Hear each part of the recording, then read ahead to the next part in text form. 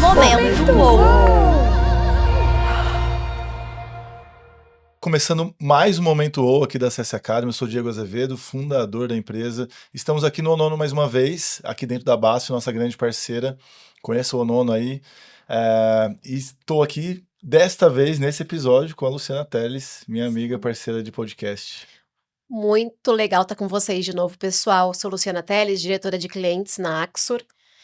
A gente já pode apresentar a nossa convidada? Vocês estão ansiosos para saber quem é? Gente, primeiro eu quero dizer que essa convidada tem uma carreira super sólida, de mais de 20 anos de experiência, com uma visão estratégica extremamente profunda, mas que mais do que tudo é um ser humano brilhante. Luciede Maduca. Obrigada, Lu, obrigada, Diego, pelo convite. Que bom que deu certo, né, de estar aqui com vocês, compartilhando um pouquinho. Pessoal, para quem não me conhece, eu sou a Luciede Manduca, falando um pouquinho na PF e na PJ, né? Eu sou mineira de Belo Horizonte, já estou há 15 anos morando aqui em São Paulo. A minha vida para São Paulo tem a ver com a minha carreira. Sou casada com um carioca, que não tem nada a ver com o mundo corporativo. E o filho é paulista, né? E meu filho é paulistinha, 8 anos, e é o xerife da zaga, né? Ele com 8 anos já é um apaixonado pelo futebol. Meu marido não é da área corporativa, ele é personal, educador físico. Isso é bom, porque em casa também ajuda a gente a trabalhar o equilíbrio aí de vida corporativa, com mente, com saúde e tal. E no mundo corporativo, de fato, palestrante, mentora, conselheira. São 25 anos aí de carreira, desse tempo 19 anos na área de telecomunicações, 16 anos na Vivo, 3 na Nextel, os últimos 7 anos aí na Yara Fertilizantes, para quem não conhece, é uma multinacional do agronegócio, né, líder no tema de fertilizantes, e agora completei recentemente 1 ano na Vale, que de fato já foi a maior, né, mas até outro dia, daqui a pouco volta de novo. Volta, vamos torcer. O negócio tá meio aquecido lá, mas daqui a pouco vai voltar, então assim, é de fato uma das maiores empresas do Brasil e no mundo em mineração. Acabei de completar 1 ano. Essa minha carreira, né, a gente vai falar um pouquinho disso, mas grande parte dela foi em áreas de marketing, de estratégia, de produtos, serviços e, obviamente, marketing de relacionamento e clientes. E na Vale hoje eu tenho um desafio de construir uma diretoria nova, que é a Diretoria Global de Experiência do Cliente e Soluções. É uma diretoria que tem por objetivo trazer esse conceito do cliente no centro e como a gente cada vez mais toma decisões de negócios, né, com foco no cliente e toda a parte também de inovação e digitalização, seja da experiência de vendas, de pós-vendas e do cliente final. Então, longa história curta. Você tem 3 horas aí pra gente conversar hoje? Não, acho que vai ter que ser mais de um episódio. E como boa mineira, se vocês viralizarem o nosso episódio, a gente promete que grava outro, pra continuar o papo. É isso, porque, pô, a gente vai falar de telecom, de agro, de Vale, vamos falar de marketing, né? Isso aí, tem bastante coisa. Fora o assunto CX, que é o core aqui. Lu, obrigado mais uma vez, e a gente, nessa temporada, a gente tá contando um pouco das histórias também, até para as pessoas se inspirarem um pouco e ver quais são os caminhos, né? A gente tava até discutindo um pouco disso aqui antes, e aí eu queria voltar lá no comecinho, na PUC, né? Que foi onde você começou a sua formação. Então já emenda aí por que você escolheu comunicação e como que você foi parar em CX ali logo na sequência. Se quiser contar um pouco da sua família também, porque às vezes a gente escolhe a carreira muito por conta do que a gente vê dentro de casa, né? Então, eu vou contar e vou tentar fazer algumas conexões aqui. Na verdade, eu venho de uma família com 6 irmãos, 3 homens e 3 mulheres, uma família birracial, né? Meu pai negro, minha mãe branca. E eu costumo dizer que muito da minha carreira, e aí a gente precisa talvez de um papo de carreira, mas muito da minha carreira tem a ver com essa história de uma família birracial e uma família grande.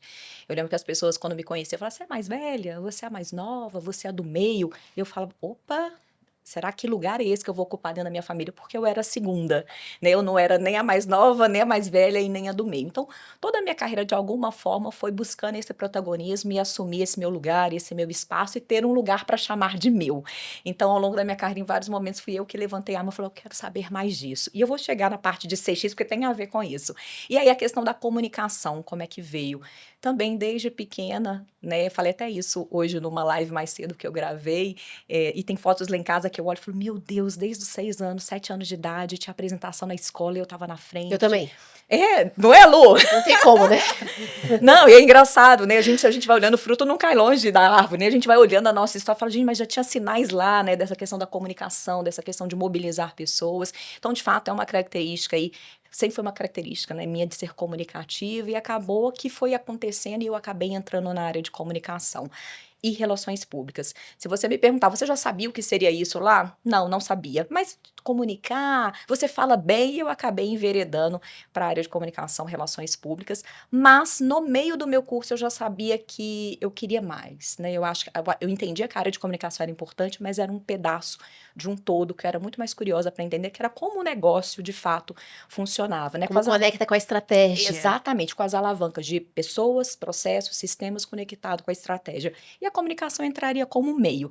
Então, eu finalizei o meu curso e logo na sequência eu fui fazer uma pós em marketing, fiz um MBA em gestão de negócios na época pelo IBMEC, porque eu queria me complementar enquanto profissional, obviamente com todo carinho com a comunicação, mas sabendo que ali era o meio. Então, foi mais ou menos assim a minha formação. Aí eu entrei na Telemig, na época, a Telemig estávamos em processo de privatização das telecomunicações, e aí eu acabei naquela divisão indo para a Telemig Celular, e lá na Telemig Celular eu comecei a trabalhar. Foi aquele bom 1999, 2000. Exato, eu entrei em 97, 98 privatizou, em 99 eu estava lá ainda como analista, fazendo parte do time que lançava o pré-pago, o celular de cartão, né? Olha quanto tempo, gente, olha, vocês, quem gosta de história vai gostar desse papo, comprar né? Um cartãozinho, né?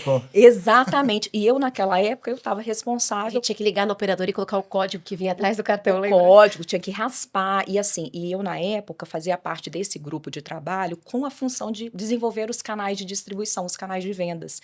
Então eu ia, né, nos postos Shell, Esso, nas redes de supermercado ali em Minas, né? Aqui a gente não conhece, mas era Bretas, o próprio Ricardo Eletro, que eram grandes players do varejo, para poder abrir as nossas negociações para vender o cartão pré-pago, né? Na época o cartão físico, depois eram as negociações com bancos para fazer o cartão isso já era virtual. CS, Lu. Isso já que já era CS, sabe por quê? Olha isso. Porque quanto mais o cliente consome, mais a empresa lucra, enfim, mais resultado ele tá vendo, mais a empresa lucra, então já era CS. E é interessante a gente falar, porque a gente não tinha esses conceitos claros, né? Mas até para eu tomar a decisão de qual era o varejo que eu ia abordar, qual era a proposta de valor que eu ia negociar com os bancos e tal, tinha a ver com qual era o público, né? Qual era o cliente, né? Que eu queria ali atingir dentro da segmentação e tal. Então, naquela época lá atrás, não tinha muito claro esses conceitos de CS e CX, mas era o que, no final, desde sempre eu fiz. Então, você tinha uma carteira ali que...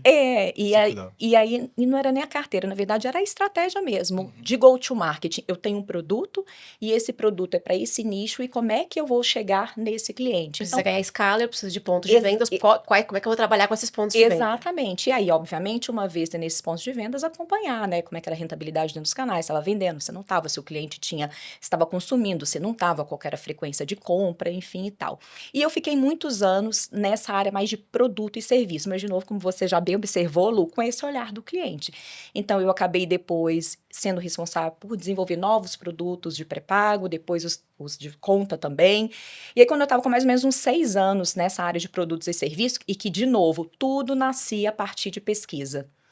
Talvez para quem é mais jovem não saiba, mas a gente faz muita pesquisa em marketing. Naquela época tinha salas de vidro, né, que a gente levava soluções de produto e testava com o cliente a percepção. Então, a minha carreira inteira, mesmo em produto e serviço, sempre foi a partir do olhar do cliente e, obviamente, está rentabilizando, não está? Mata produto, o que a gente pode fazer para incentivar o cliente, para falar com o cliente como usar melhor o produto, enfim. Mas depois de 6, 7 anos, olhando produto, serviço, rentabilidade, mata produto, lança produto, faz comunicação e tal, começou, mais ou menos 2000, 2001, um boom sobre programa de relacionamento. Martin Rogers, nos Estados Unidos, falando de programa de relacionamento, na indústria da aviação era uma coisa... A aviação puxou esse movimento muito forte? A aviação puxou isso muito forte. E aí, a Telemig, com um novo presidente, era uma empresa...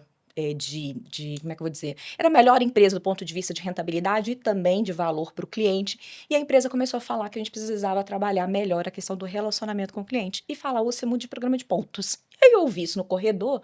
Falei, programa de pontos, cliente, fidelidade. Lá fui eu. Comprar livro e tal. E um belo dia eu chamei meu gestor e falei assim, estou ouvindo uma conversa aí de programa de relacionamento. Eu queria participar. Aliás, eu queria, se possível, liderar esse projeto. E foi assim que aí eu dei um novo passo dentro da minha carreira para entrar mais nessa coisa do marketing de relacionamento. Então, para trabalhar segmentação de clientes, o entendimento aí, né, do cliente, desenvolver programa de pontos, né, que na época era uma grande ferramenta para alavancar a fidelidade. Então, primeiro movimento se deu aí. E eu sou muito grata, porque isso foi mais ou menos 2001, 2002, e foi um divisor de águas na minha carreira. Mas naquela época ainda a gente não sabia que era CX e CS, Não, né? sabia. Eu tenho várias correlações com a Lu, né? A gente já encontrou muitas coisas em comum. Quando você fala da questão da comunicação e do protagonismo, sempre me perguntavam assim, quando você era criança, você queria ser Paquita? Não, eu queria ser a Xuxa mesmo. Ousada essa moça, não? Tá bom, né? Paquita não podia ser um pato, mas eu queria ser a Xuxa. E é isso, né? De você entender que você tem um potencial, talvez, né?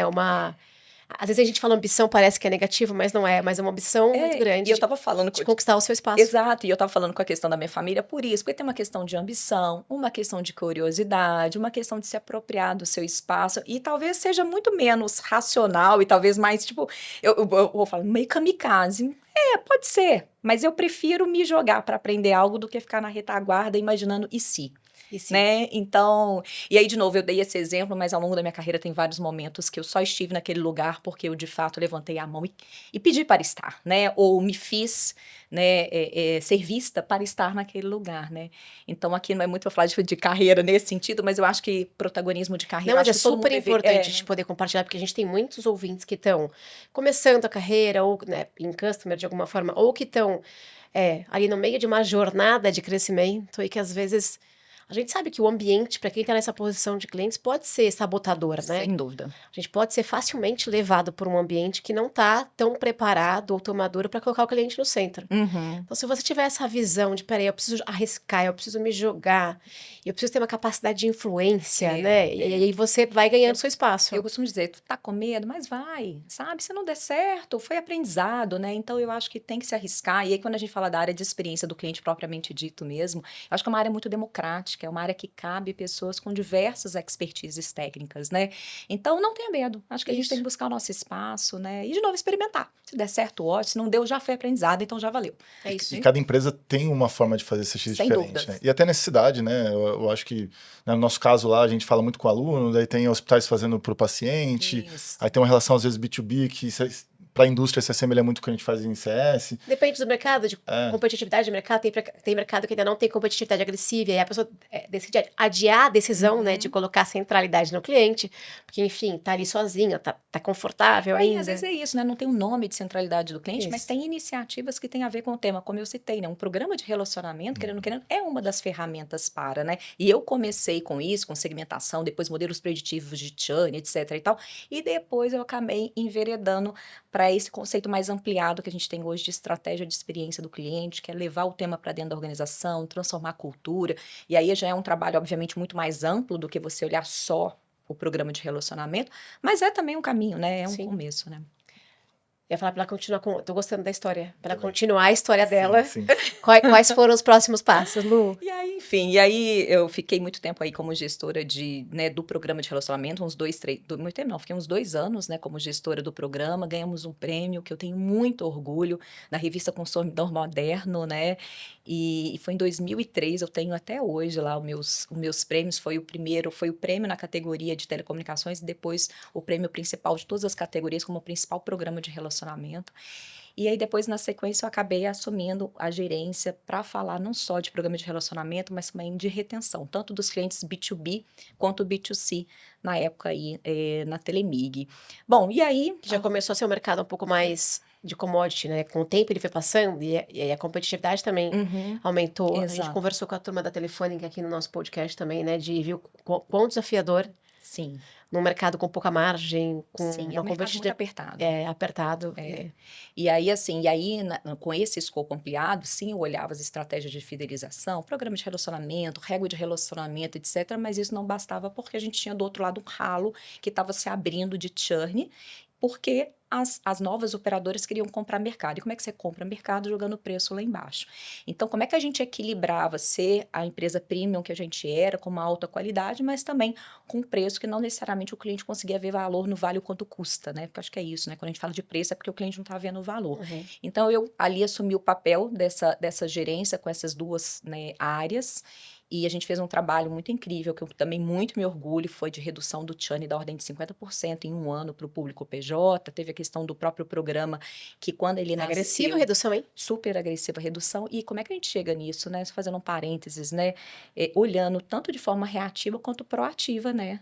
Quais são os motivos de cancelamento. No caso do B2B, né, tem um trabalho muito forte de envolver as áreas de venda, né, num trabalho de relacionamento intencional com o cliente. Então, na época, a gente fez, no caso do B2B, desenvolvemos o programa de relacionamento também para o B2B, o programa de pontuação. A gente reviu régua de relacionamento com a equipe de vendas. A gente criou uma série de eventos para gerar mais conexão com o cliente. A gente trabalhou em estratégias de cross-sell e upsell baseadas no histórico do cliente. Então, a gente também começou a usar muito dos dados que a gente tinha. E, gente, isso lá atrás, nós estamos falando de 2000. Também era CS já. Sim.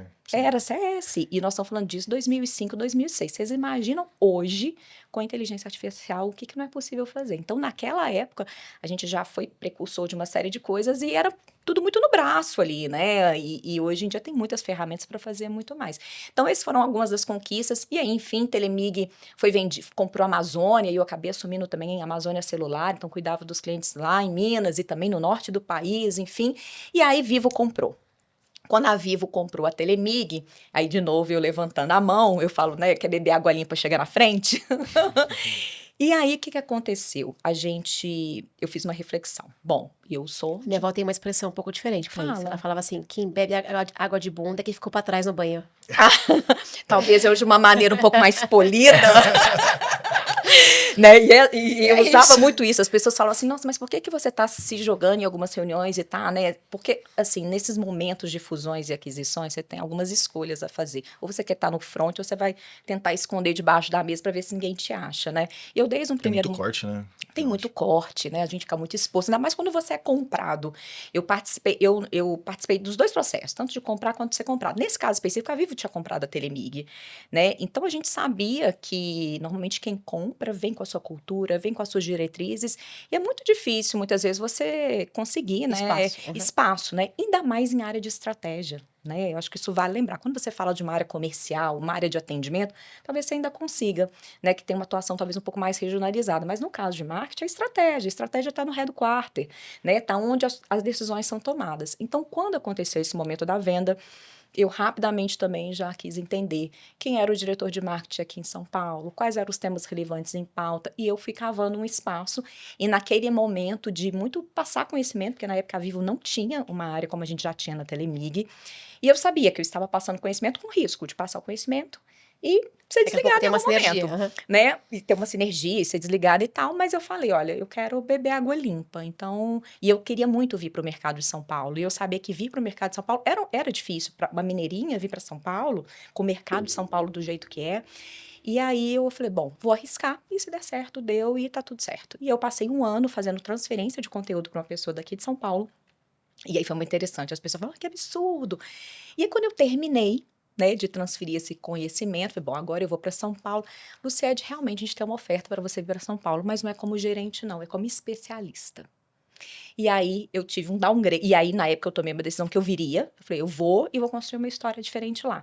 E aí eu vim como especialista de planejamento estratégico do B2B, a minha área que eu tinha teoricamente preparado, uma pessoa que nem conhecia do assunto acabou assumindo, e aí eu vim para cá. 8 meses depois, eu acabei assumindo uma gerência e fui crescendo dentro da Vivo. E essa gerência que eu acabei assumindo aqui na Vivo foi uma gerência de experiência do cliente dentro da área de atendimento. E aí com um viés diferente, que era a gestão do ciclo de vida do cliente, olhar projetos, qualidade, e aí num trabalho um pouco diferente, que era o trabalho de como é que eu olho as chamadas do cliente, como é que eu entendo o impacto em cada parte dessa etapa e começo a trabalhar de forma reativa e também proativa com as áreas de negócio.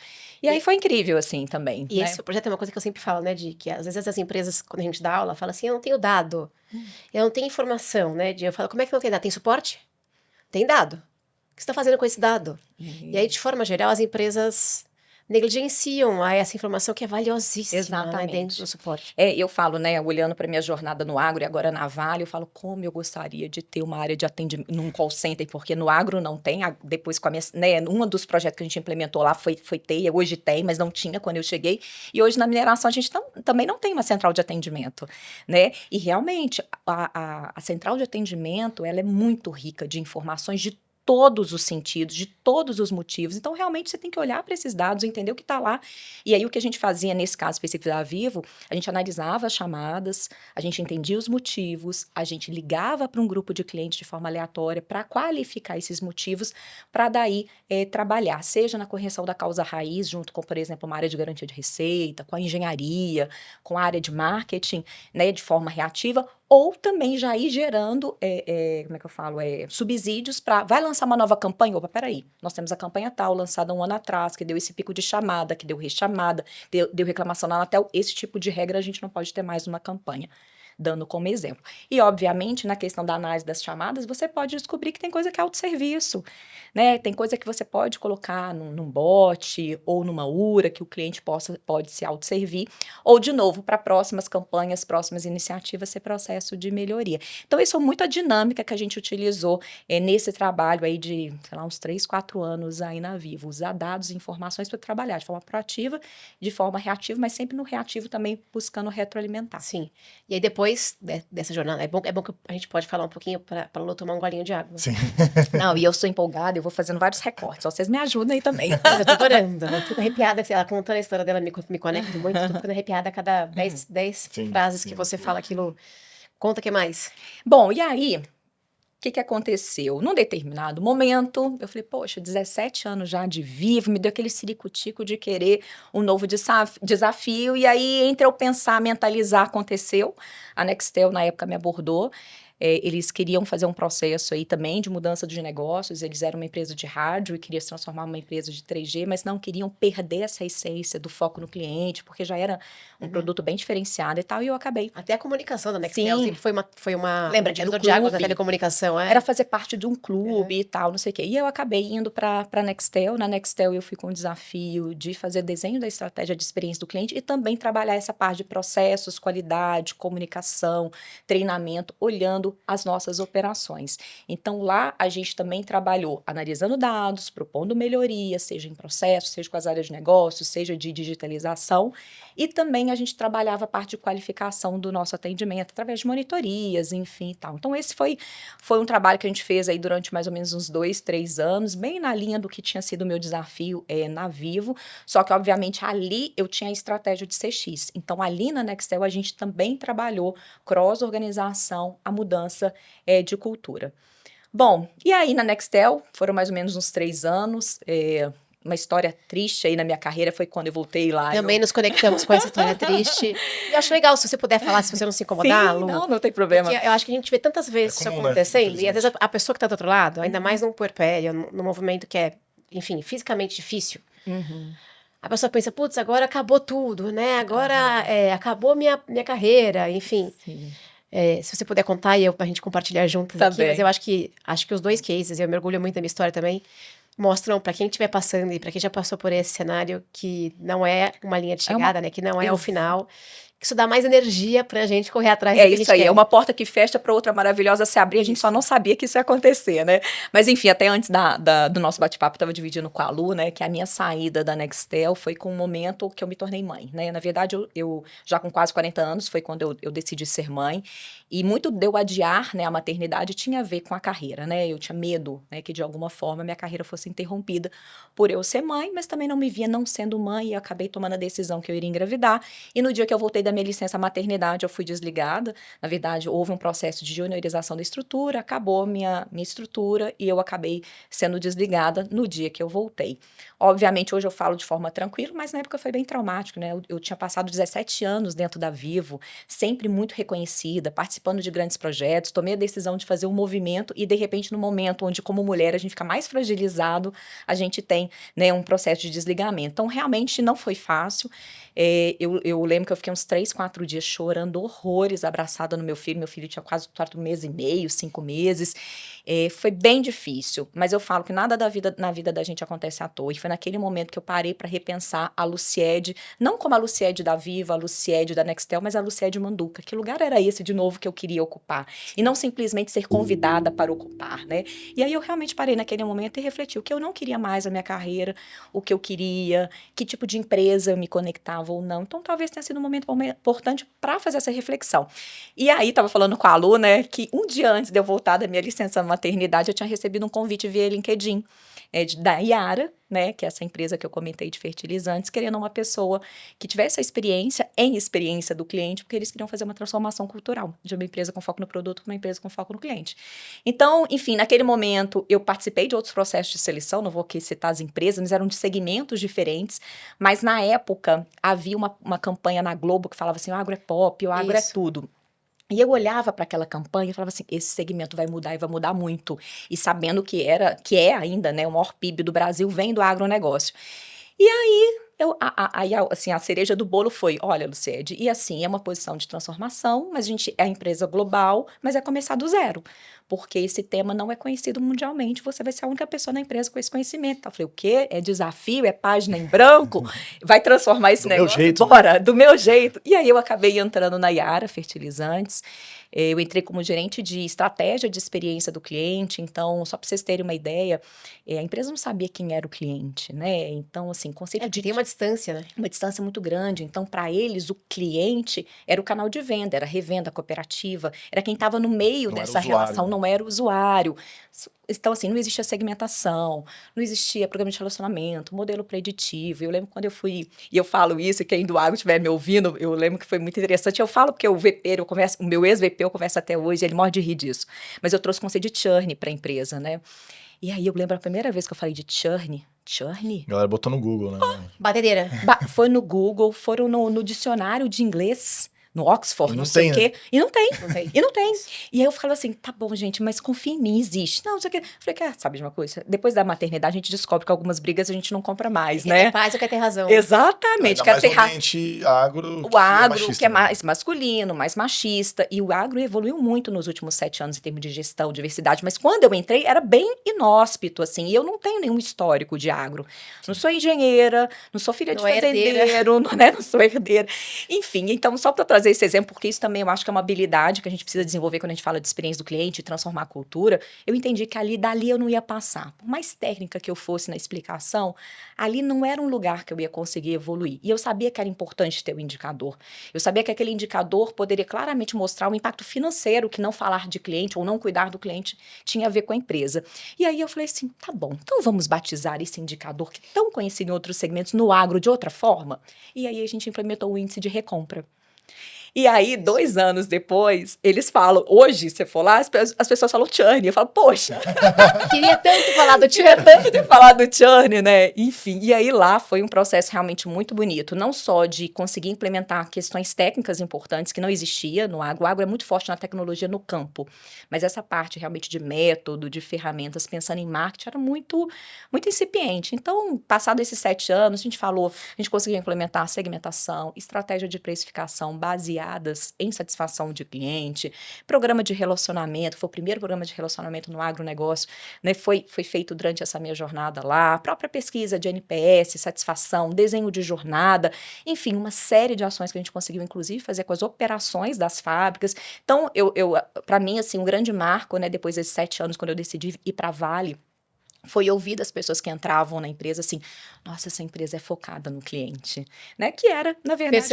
Perceberem, né? Então, a percepção, seja de cliente, seja dos nossos canais, seja a percepção interna dos colaboradores, realmente, nesses 7 anos, acabou mudando, né? Então, assim, mas foi um belo desafio técnico, mas principalmente de soft skills.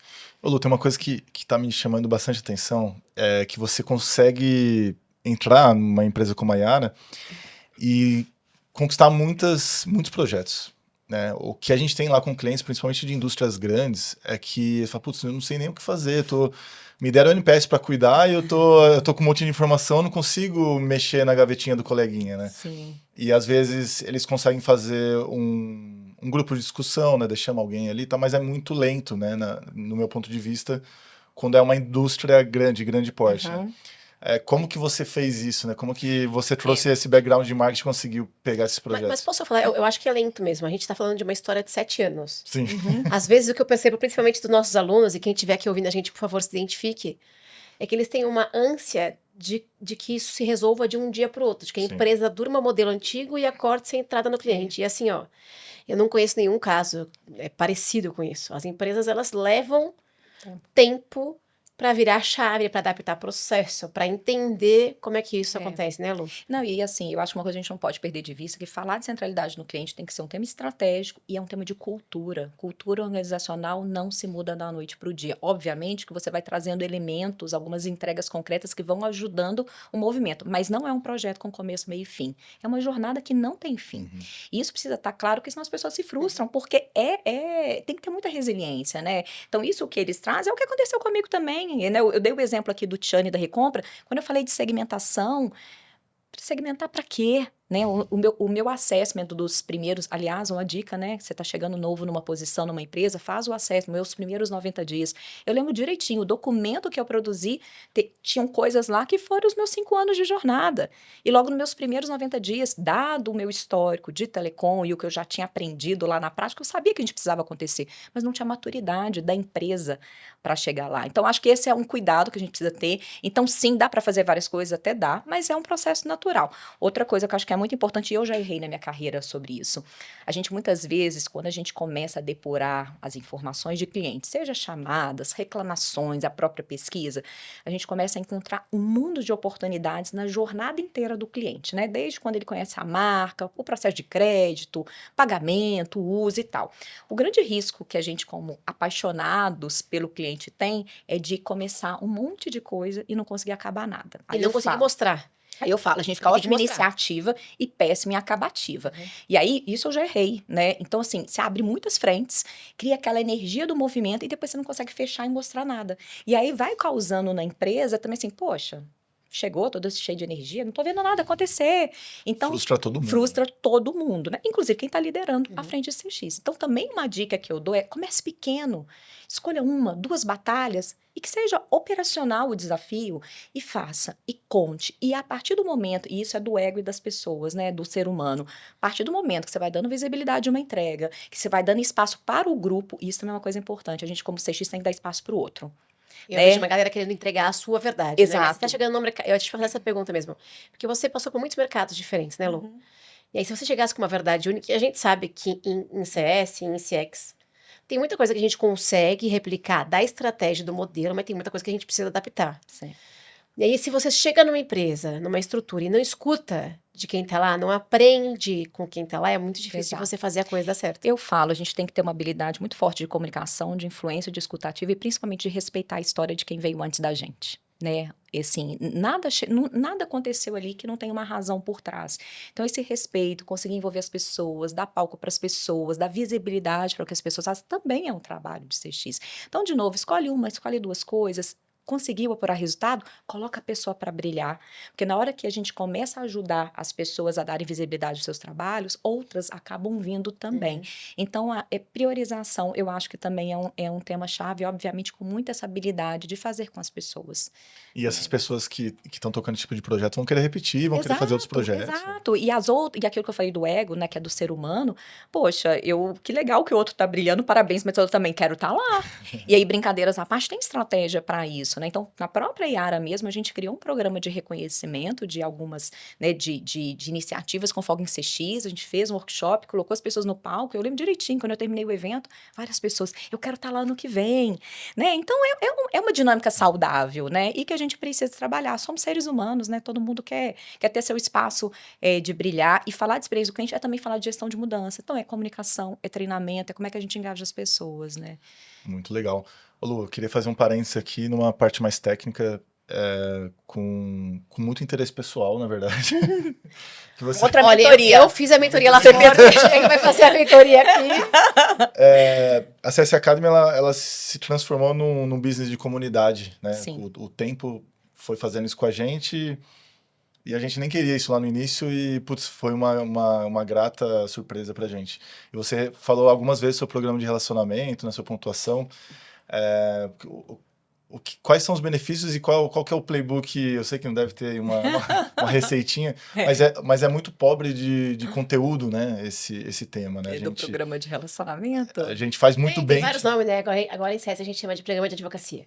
Programa de advocacia, de embaixadores, tem um monte de coisa. Então, aí tem o embaixador, que aí já é uma outra coisa, né? Exato. Já é uma outra coisa. Que, inclusive, eu vou ser muito sincera com vocês, esses 25 anos, eu nunca fiz um programa de embaixador clássico, como hoje tem muita gente fazendo, né? Eu sempre fui mais orgânica e acho que tem todo o benefício de fazer. É que na minha experiência, em algum momento, a decisão melhor foi não ter um programa de embaixadores oficial, né? Então, sobre o programa de relacionamento, inclusive hoje se discute muito se deveria ter, não ter. Eu acho assim, realmente depende de cada mercado. A gente tem que entender, de novo, muita análise, é muita informação, né? Não é só coração, não. Tem que queimar muita pestana analisando dados. Mas, assim, basicamente é entender onde, como empresa, estratégia da empresa você quer chegar. Então, você está falando de uma estratégia de aumentar a market share? Você está falando de uma estratégia de criar valor nos clientes atuais? Então, primeira coisa é ter essa clareza da estratégia maior. Uma vez que eu tenho clareza da estratégia maior, aí tem que avaliar. Cabe um programa de relacionamento aqui? Se cabe, para qual público? Porque um programa de... Qual é o objetivo que eu vou ter? Qual é o objetivo por trás? Porque, gente, a gente não pode se enganar. Um programa de relacionamento também traz custo para a organização.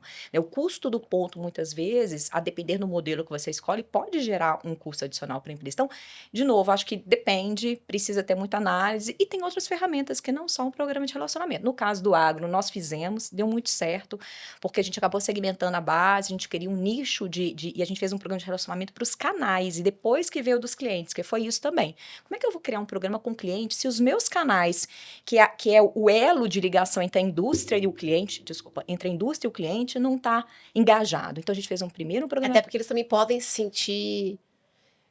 que a indústria está querendo ir direto no cliente. Isso, eles podem sentir como uma concorrência, como concorrência. Né? E, na verdade, no caso específico da Yara, a gente tinha uma estrutura de multicanalidade. Quer dizer, mentira, o conceito não é de multicanalidade. A gente tinha um conceito de venda direta, de venda indireta. Então, a gente vendia tanto para um canal quanto direto para o cliente. Mas até isso precisava ser mais claro. Então, quando a gente fez a segmentação, a gente dividiu quem cuida de cliente, quem cuida e quem vende para canal e o canal vende. Mas, de qualquer forma, a grande parte das vendas era através do canal. Então, eu precisava fortalecer essa minha rede de canais de vendas para daí eu falar com o cliente. E aí, deu muito certo, porque a gente desenvolveu não só o programa de pontos, propriamente dito, mas toda uma estratégia de relacionamento, com conversas anuais, com treinamentos, com uma série de ferramentas que também, junto com o programa de pontos, ajudava esse parceiro a entender mais a nossa estratégia e ficar mais engajado. E esse engajamento se traduzia como? Ele começou a comprar produtos de mais alto valor e ele trabalhava a venda mais técnica na ponta para o cliente final. Depois que a gente consolidou isso, foi mais ou menos uns 2, 3 anos, aí sim a gente ia falar com o consumidor final. Porque a gente entendia que ali naquele momento, se ele buscasse os nossos canais, ele já teria uma visão diferente, um reforço do posicionamento da empresa. Então, acho que não respondi, mas enfim, é para dizer que ótimo. tem... E o mais importante, e eu falei disso, né? Falar de experiência do cliente, falar de estratégia. E para falar de estratégia, ela tem que estar conectada à estratégia maior da empresa. Então, de novo, pensou em programa de relacionamento? Volta na estratégia maior da empresa. Faz sentido? Negócio, né? Modelo de negócios. Faz sentido? Se sim, para que público? Qual que é o objetivo? Que tipo de alavanca? É só porque está bonito? Não faz, não faz. Porque tem um custo, inclusive de gestão do próprio programa, né? Então, tem que dar resultado. Tudo que a gente faz lá, a gente está com 30 pessoas, né? Então, qualquer projeto novo, a gente... pergunta 200 vezes se é necessário. Se faz sentido. Porque é um recurso escasso. Né? E hoje em dia, a gente também tem que tomar um cuidado, a gente às vezes se apaixona pelo meio, pela tecnologia, né? E a gente esquece que meio e tecnologia e ferramenta, como um programa de relacionamento, é para responder a alguma oportunidade ou alguma dor. Isso. Né? Então, assim, deu dúvida, fala assim, que dor que eu tô querendo resolver com essa ferramenta? Tá respondendo mesmo? Talvez é só alguém que tá aí à vontade de fazer um programa de relacionamento, que é muito gostoso, né? Mas talvez não seja a melhor ferramenta, às vezes pode ser uma coisa mais simples, né? Não é pra agora, não é? Talvez, e tem isso também, de novo, eu falei da minha jornada na Yara de 7 anos, o programa de relacionamento com clientes foi uma das últimas coisas que a gente implementou. Então tem isso, talvez é legal, é bacana, mas não agora. E esse não agora pode ser por uma maturidade interna da cultura da empresa e pode ser pelo próprio mercado. Né? Boa. E, bom, continuando com a tua história, fechando o nosso parênteses aqui de mentoria, lá na Yara, você, pelo que eu vi aqui, né, você deu esse salto de gestão para a diretoria? Sim. Né, foi isso que aconteceu? Olha, isso aí tem um negócio legal de carreira aí também. Fala, pergunta. Eu queria saber exatamente isso. Paralelo. Talvez se você continuasse na Nextel, não teria essa oportunidade De um salto tão importante de crescimento. Eu ia falar, só antes de eu falar como é que eu, né, cheguei na diretoria, e aí voltando ao tema que às vezes uma porta se fecha para outra melhor se abrir, no caso específico, para mim, e aí para quem acredita, né, tem uma questão de um outro plano, de sincronicidade, de espiritualidade, porque de fato eu achava que a Nextel talvez não fosse aquele ambiente para eu ser uma mãe, uma executiva e tal. Quem trabalha em telecom, quem vive perto de quem trabalha de telecom sabe, né, não tem vida, é 24 horas, é aquela loucura, você dorme de um jeito, no outro dia você tem que fazer campanha, é uma loucura. E não mudou muito, né? Assim, já tem alguns anos que eu saí, mas acho que não mudou muito. E aí o agronegócio, o que acontece? O agro são ciclos mais longos, né? Então, tanto é que essa foi uma dificuldade. Poxa, o cliente se relaciona com o telecom a cada segundo. Quando ele tem que mandar um WhatsApp, quando ele tem que ligar. E no agro, os ciclos demoram 1 ano. Eu tenho um cliente que ele comprou hoje, deu problema, só daqui 1 ano que ele volta para fazer a recompra. Então, querendo ou não querendo, do ponto de vista de estratégia, de marketing, é um ambiente um pouco mais controlado na gestão do tempo nosso como colaborador. Né? Então, quando eu fui para a Yara, até nisso eu ganhei. De uma empresa que eu conseguia exercer plenamente, não só a minha carreira executiva, mas também de ser mãe. Né, onde eu tinha um respeito do tempo, né, viajava muito. E eu não sei se vocês seguem ela no Instagram, eu sigo, e ela tem, de fato, uma carreira mãe, ela participa, meu, é impressionante, assim, eu vejo os vídeos, ela faz ginástica com ele, ela vai nos jogos de futebol. É isso mesmo. Hoje foi levar ela na escola, é pra dizer que eu me admiro, eu também. Mas eu gosto de reconhecer, porque assim, gente, às vezes as pessoas também, quem tá ouvindo a gente, né, até tava falando com a Is também outro dia sobre isso, acho que a gente precisa se desconectar desse papel, né? E eu acho que tem um processo de maturidade, acho que a maternidade ajuda muito a gente, enquanto mulher, também a escolher que batalhas que a gente entra, mas obviamente nesse meu caso, o fato de eu ter ido para um outro segmento e começar uma história nova me abriu várias possibilidades, inclusive de construir uma história que, se eu parar para pensar, foi uma história que foi acelerada, né? Eu com 1 ano ali na Yara, eu já estava acumulando uma área, depois fui acumulando outra, depois eu tive uma abordagem no meu VP na época de marketing e vendas, dizendo que eu estava mapeada como tinha lá um mapeamento, né, de carreira e liderança, que eu estava mapeada como um dos executivos para ir para o headquarter na Noruega, mas que para isso eu precisava passar por vendas. E aí eu fui ser diretora de vendas. Você pensa bem, uma pessoa que nunca tinha, né, que não tem nada a ver com o agro, não é engenheiro, eu fui assumir uma diretoria de vendas, né, e venda técnica dentro do agro, né. Então, eu fiquei 1 ano como diretora de vendas, cuidando do segmento de hortifruti e flores, que é um segmento diferente da soja, que vende no volume, é um segmento que precisa de relacionamento, que precisa de muita estratégia com canais e com cliente. E aí, depois desse 1 ano, e aí eu tô falando por isso, assim, cresci e foi muito interessante, mas teve muito essa coisa também de você querer fazer parte dessa, né, desse se jogar, se lançar e transformar também como profissional. E aí eu fiquei 1 ano lá, eu brinco que eu fui diretora de vendas dentro da telinha, porque foi exatamente no ano da pandemia. Então, eu acabei indo para a área de vendas, fiquei na telinha, eu fui no campo através da tela, né, porque eu não conseguia visitar os clientes, mas também foi um divisor de águas, porque eu consegui também lá colocar em vendas muito do que eu trazia como modelo de negócios e tal, da área de marketing, que para eles não fazia muito sentido, e de repente terminou 1 ano lá, todo mundo, ainda bem que era você que estava aqui, porque foi um momento que o agro, nesse segmento, sofreu muito, e se fosse outra pessoa só com aspecto de vendas, talvez não teria conseguido sustentar o negócio e a relação com os clientes. E aí acabei saindo, o que aconteceu? Cavalo selado também, né, gente? Tem isso. Às vezes o cavalinho passa selado e você fica olhando, tem que pular, né? E aí o que aconteceu? O meu diretor de marketing tinha ido para a Noruega, a vaga dele abriu, e aí o meu VP virou e falou assim: Lucélia, tá na hora de você voltar. Eu falei, mas eu ia ficar aqui em vendas 2, 3 anos. Falei, se você quiser, ok, mas a posição tá aberta e pelo pipeline de sucessão é você. E aí eu assumi a diretoria de marketing lá na Yara, e aí naquele momento, além de eu assumir, o presidente entendeu que marketing era uma área extremamente estratégica, não fazia mais parte de VP de vendas e marketing, e eu acabei assumindo a diretoria executiva no board, respondendo pelo presidente, como estatutária, então ampliou o escopo, a parte de comunicação e relações públicas não fazia parte do marketing, acabou vindo para minha área, e aí, de novo, né, eu entrei para fazer um processo de transformação cultural, eu fui abraçando, encorpando, e aí, nessa parte aí na diretoria de marketing, eu cuidava desde estratégia de precificação, inteligência competitiva, estratégia comercial, toda a parte de canais, de experiência do cliente, de comunicação com o mercado, com o governo, com a imprensa, enfim. Então, tirando produto, que era bem técnico, de cabo a rabo aí, eu tava nessa... Então, de novo, a gente, às vezes, eu chorei muito lá atrás, e quando eu olho, eu falo, meu Deus é muito sábio, né?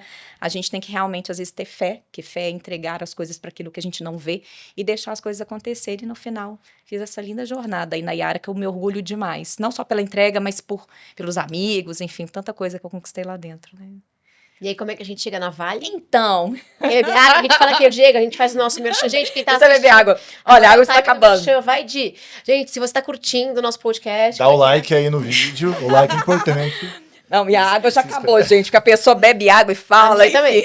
Se você gostou até agora, já pega o linkzinho e manda pro coleguinha aí pra... Enfim, mas nem tudo são flores, né? E eu acho que é importante a gente ter essa consciência, né? Eu tive esse processo lá eu falei na Vivo, né? Que eu tive downgrade, aí tive o processo da Nextel de desligamento. Então é importante a gente saber. Não é uma linha reta. Não é uma linha reta. E tem muito do como a gente olha. Obviamente, eu não sou hipócrita, eu chorei muito. Em todos esses momentos de ruptura, chorei muito. A gente chora até hoje, né? Mas é um luto, né? É um luto. Assim, viver um luto. Eu vivi uma coisa muito parecida. Na verdade, no meu caso, existia uma possibilidade de voltar para o marketing, né? Que eu também venho do marketing para customer. E aí existia a possibilidade de voltar para o marketing. E aí eu falei, não. Esse caminho aqui foi o caminho que eu escolhi, enfim, por enquanto. Pode ser que, né, a gente encontre outros caminhos. Mas eu quero estressar esse aqui o máximo que eu puder. Sim. Antes de dar um próximo passo. Eu sempre falei pro Di, nas aulas, que eu não acho que customer é uma linha de chegada. Acho que a gente tem um potencial muito grande de impactar outras áreas da empresa, inclusive. Mas aí eu falei, não quero voltar, eu gostaria muito de continuar aqui em Customer quando eu voltar de licença, e aí eu não voltei de licença. E aí foi ótimo pra mim, porque essa decisão estava clara na minha cabeça, que esse era o caminho que eu queria seguir. Então sofri ali meus 2-3 dias também. Pensei, como é que eu vou pagar a mensalidade dessa escola, dessa guria, agora eu tenho 2, né? Tinha uma na escola e tinha outra, e falei, não, a gente vai dar um jeito, eu vou aqui em São Paulo é baratinho. Aqui em São Paulo é bem barato pela escola. Eu vou conseguir seguir no mesmo caminho que eu acredito. E deu super certo também. Acho que isso colabora com essa visão, né? É, isso aí. Quando a gente menos espera, as oportunidades vão vindo. E é muito importante a gente ter esse momento de reflexão, né? Sobre a nossa carreira. Então, se você aí do outro lado ainda não parou para pensar na sua carreira, pare. Né? Eu acho que tem momentos para isso, mas nunca é demais a gente parar e fazer uma autorreflexão. E às vezes a gente é desligado e fica... Né, o pessoal já me manda, nossa, foi desligado hoje, Diego, tem vaga aí. Eu falo, não, calma, respira. Mas olha, é importante, e vocês estão falando isso, eu vou falar, quando eu fui mandada embora da Nextel, foi a primeira vez que eu fui mandada embora na minha carreira. Eu também. Eu já estava com 40 anos de idade, né? E eu realmente cometi esse erro. E aí eu cometi esse erro e eu lembro direitinho, fazendo um parênteses sobre isso, que várias pessoas começaram a sensibilizar, só que eram pessoas que eu tinha acionado que me conheciam como analista. Eu já era gerente sênior, respondendo para o presidente da empresa, que a estrutura era um pouco diferente. E aí eu falei, meu Deus do céu, as pessoas querem me ajudar, mas elas já não viveram mais essa jornada comigo, né? Então eu falei, opa, e aí eu parei, voltei, agradeci e repensei a estratégia. Então acho que vale a pena, é desesperador mesmo, tira o chão da gente, a gente se questiona muito, mas calma, se você está passando por isso, respira fundo, vai passar e olha esse momento com um olhar de apreciação mesmo, o que eu tenho para empreender e o que eu levo daqui para frente. Mas você falou um ponto, Lu, que eu queria voltar, que é a questão de atendimento, né, que você falou que foi a sua escolha, né. Na Yara não tinha área de atendimento, e eu estava falando, né, que a gente normalmente faz um monte de curso, se prepare, a gente tem um cinturão, né, cheio de ferramentas que eu vou usar e tal, e a gente acha que a gente está empoderado, porque a gente conhece todas as metodologias, né, e foi muito interessante, porque na Yara, quando eu cheguei, eu lembro que eu tinha um checklist, né, bom, se eu vou falar de experiência do cliente, eu tenho que saber o que esse cliente fala da gente, né, então eu fui, cadê a pesquisa de branding, cadê a pesquisa de satisfação, cadê as chamadas no call center, reclamações, eu não tinha nada, porque lá na Yara não tinha atendimento, nunca tinha se feito uma pesquisa de satisfação, não tinha pesquisa de branding, então foi realmente assim, olha, metodologia é importante, mas cada lugar que você entra, a depender da cultura da empresa e do estágio de maturidade que está, o início pode ser totalmente diferente, inclusive, tem que falar primeiro de estratégia para depois falar disso, falar daquilo, não, talvez não, inverte o cubo, né, então adaptar, né, a adaptação, a adaptabilidade, flexibilidade é muito importante. Aí você estava contando por que você... A gente estava começando a falar dos planos. Porque eu saí, né, da Yara, então nem tudo são flores, né, tava falando, né. Lindo minha experiência na Yara, de crescimento, de projeção, um monte de coisa legal, minhas viagens, os países que eu conhecia, enfim, tal. E aí veio a guerra da Rússia e da Ucrânia. Né, quem não acompanhou, né? E a guerra da Rússia e da Ucrânia é uma das maiores... Até hoje, né? Até hoje, né? E a guerra, um dos principais segmentos impactados foi a questão né, do fertilizante, da agricultura, porque muito do que a gente tem no Brasil vem de países, né, de fora e tal. E aí eu lembro que eu falei que o ciclo do cliente no agro é de 1 ano, o cliente compra hoje e vai entregar daqui 1 ano para ele, daqui 8 meses, enfim. E aí o que aconteceu naquele momento? A gente já tinha muita coisa vendida que o produto não ia chegar, a gente teve que fazer uma série de gestão de crises, revisitamos a estratégia e tal. E no revisitar a estratégia, sabendo que a guerra na Rússia e na Ucrânia não seria uma coisa de curto prazo, a empresa resolveu repensar a estratégia de atuação no Brasil. E aí, dentro desse processo de repensar a estratégia no Brasil, uma das reflexões foi: vamos vender o que a gente tem. Então, não necessariamente eu preciso de uma área de marketing tão estratégica, pensando tanto em diferenciação, porque o cenário, né, de provimento, de matéria-prima e tal, mudou. Favorável. Exatamente. Então, naquele momento, houve uma reavaliação da estratégia. Eu já vinha ponderando a minha jornada dentro da empresa, por tudo isso que vinha acontecendo, achava que já tinha cumprido uma jornada ali, mas muito apaixonada pelo agro, pela empresa, e tenho um carinho pela Yara até hoje, assim, é uma empresa que eu gosto, prezo muito, mas eu via que a jornada já não fazia mais sentido. E aí, o presidente novo que tinha chegado falou: Sede, não precisamos mais de uma área de marketing nesse peso na estrutura Brasil, mas a empresa quer que você continue na empresa e tem algumas possibilidades ao redor do mundo. E aí, naquele momento, luto, fiquei triste, mas entendendo que realmente não tinha o que fazer. E comecei a participar de alguns processos fora, sendo abordada, mas nada que brilhava. Nada que. E vocês lembram que eu falei, né? Eu gosto de página em branco, eu gosto de transformação. Se for para fazer continuação de algo, não sei o que, eu falo, não é para mim, não é ali onde eu entrego o meu melhor. E estava nesse processo interno, com vários processos acontecendo, mas achando que não estava ali mais a minha história. E aí, gente, de novo o LinkedIn. E sem querer fazer propaganda, mas foi de fato a forma, né, como as empresas me acharam, tanto a Yara quanto agora a Vale, me mandaram uma mensagem, uma empresa de recrutamento que estava fazendo um processo de seleção para a Vale, sobre, na mesma linha, né, de fazer um processo de transformação cultural, alguém que fosse experiente, enfim, tal. E aí foi de onde surgiu a Vale da minha vida. Aí o coração bateu forte. Aí, exato. E aí o que aconteceu? E é por isso que é muito importante a gente fazer de tempos em tempos, e eu faço isso pelo menos uma vez por ano, eu faço meu planejamento de carreira, eu tenho um planejamento de longo prazo, que eu atualizo, sei lá, de 3 em 3 anos, e todo ano eu paro num determinado momento para olhar como eu estou, o ano seguinte e tal. E eu tinha feito uma reflexão no meio do ano, que era, eu queria uma posição global. Eu trabalhei muito nas empresas com outros países, mas eu nunca tinha feito a liderança de equipes globalmente. E é diferente, né? Descer o que eles querem que a gente faça aqui e levar o que a gente entende que eles podem fazer então, lá. O que eu tinha colocado lá? Quero continuar numa agenda de transformação? Quero. Quero continuar num papel onde cada vez mais eu consiga ter o todo da organização? Quero. Mas se vier esse desafio, seja para ser uma posição global, ou seja para liderar outros países, vai ser show de bola. E aí, quando a Vale veio com o desafio, eu falei, poxa, outro segmento, mineração, vou aprender um monte. Um segmento que tem muito para poder transformar o mundo também. A gente olha muitas vezes o lado, né, da destruição da natureza, mas na verdade o que a gente compensa é muito maior e tudo tem, né, aço, né, tudo tem minério. Era uma posição global, com desafios de transformação cultural. E aí é uma das maiores empresas no Brasil, no mundo, enfim. Mas também não foi fácil. Eu vivi um dilema moral e eu falo isso porque eu falo isso dentro da própria Vale. Quando a Vale me convidou, primeiro eu fiquei super lisonjeada, né, da empresa ter me encontrado, o desafio era muito legal, mas para mim, como mineira, eu passei a minha infância ouvindo as dinamites explodindo na mina, né, e tinha tido alguns acidentes, Mariana, Brumadinho e tal, então aquilo ali ficou muito na minha cabeça, falei, meu Deus, e agora? Vou entrar nessa empresa? E aí eu falo, foi um dilema moral, e aí, gente, a conclusão foi simples no final, primeiro porque o aço, o minério, está em tudo na nossa vida, está em tudo, né? É no carro, aqui nos nossos equipamentos, é em celular. Então, assim, para de ser hipócrita, porque, na verdade, para a gente, nesse mundo moderno, o produto está presente em tudo. E a segunda coisa é uma empresa gigante. Você quer estar do lado de fora jogando pedra, esperando, ou você quer estar dentro para fazer a transformação? E aí foi de onde eu falei assim, vou estar dentro, porque eu quero entender o que se faz, eu quero transformar e, quem sabe, cada vez mais potencializar, né, o que uma empresa nesse tamanho, com esse nível de investimento e de resultado pode fazer. E aí, iniciei minha jornada aí na Vale, já faz 1 aninho, passa rápido, né? Passa voando, né? Passa rápido. Sabe o que me chama a atenção da sua jornada? Eu tava aqui pensando enquanto a gente conversava, né? Algumas vezes a gente encontra pessoas que falam assim, mas a tecnologia, a centralidade no cliente já nasce como uma necessidade, né? Aqui a minha empresa, ela é muito mais tradicional, porque ela é de um outro mercado. Você trabalhou em mercados extremamente tradicionais e que ao longo do tempo foram percebendo essa necessidade de colocar o olhar sobre o cliente. Perfeito. Como é que você vê isso daqui para frente? E eu acho que isso tem que ser uma tendência, né? E as pessoas falam, pô, mas você está numa empresa de commodity, falando de cliente, de diferenciação. Eu falei, gente, mas os mercados estão mudando, a gente sabe cada vez mais, os ciclos de produto, de inovação estão cada vez menores.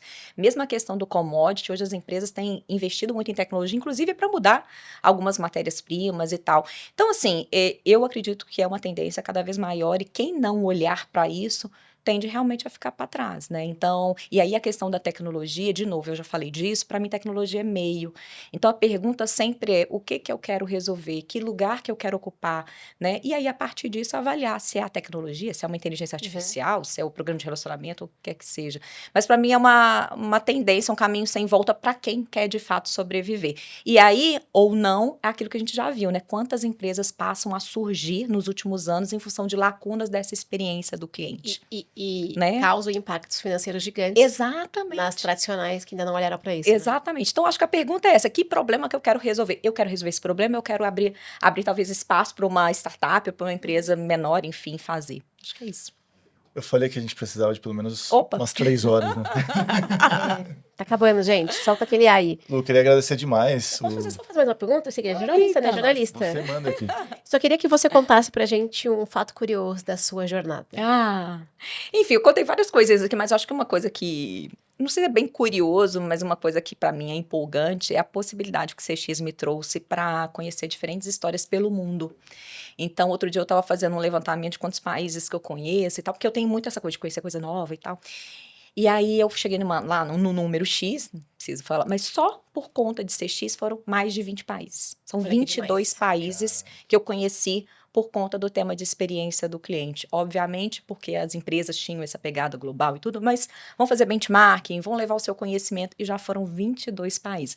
Agora, na Vale mesmo, no ano passado, eu já conheci a China, Hong Kong, porque eu já tinha ido num outro momento, mas conheci Malásia, conheci Singapura, né? Eu acompanhei. Vocês acompanharam? Porque Instagram, viu? Eu também conta minhas histórias lá de viagem, né? Esse ano, muito provavelmente, devo ir no Japão e na Coreia. Então, assim, para mim é um fato curioso e para mim é motivo de muito orgulho. Eu lembro que eu estava lá em Singapura e eu literalmente chorei, que acho que a gente tem que ser muito grata, né? As oportunidades.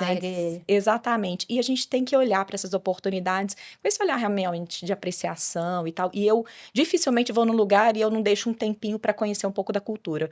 Porque em algum momento da minha carreira lá atrás, eu vou fazer reunião e vou embora. Isso. Né? E aí eu aprendi com um dos meus gestores, inclusive da Nextel, ele falou assim, Sério, mas você chegou... Eu tinha ido para um congresso no Texas, e eu cheguei num dia, fiz a reunião e no outro dia eu vim embora. Você já tá aqui? Pra quê?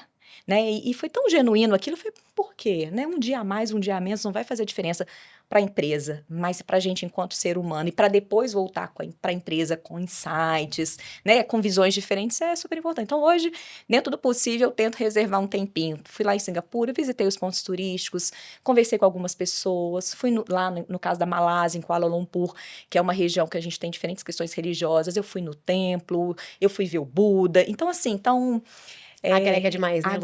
Agrega. E eu sou muito grata, assim, por essas experiências aí que CX já me proporcionou e tem muito mais aí, se Deus quiser. Só antes de você puxar de novo, só que, né? Só mais um pouquinho, né, gente? Vocês querem mais um pouquinho também? Eu só quero dizer, Lu, que assim, eu admiro você bastante enquanto profissional, você sabe disso, mas que eu admiro muito esse seu jeito de humildade intelectual e de ser humano que você é. Ai, obrigada, Lu. Eu ia falar algo parecido, porque assim, você acaba sendo um exemplo para todo mundo que tá aqui consumindo esse conteúdo.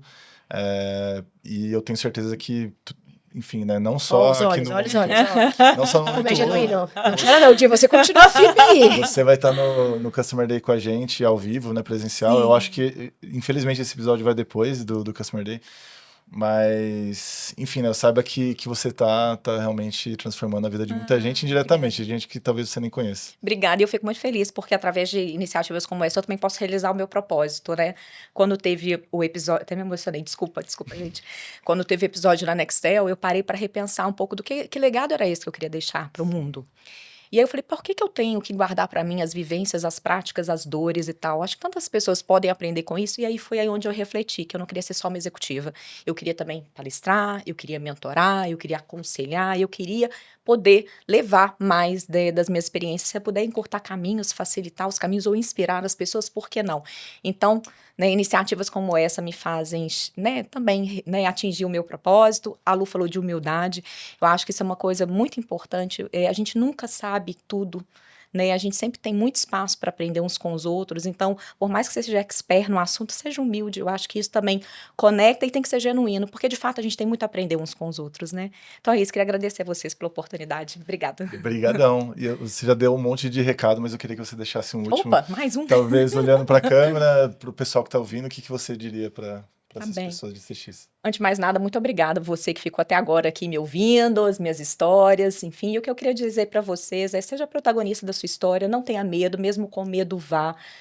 Seja humilde, leve junto as pessoas com vocês. Eu acho que é isso. Um beijo. Valeu, obrigado. Obrigada. Valeu demais. Obrigada, pessoal. Valeu, tchau, tchau.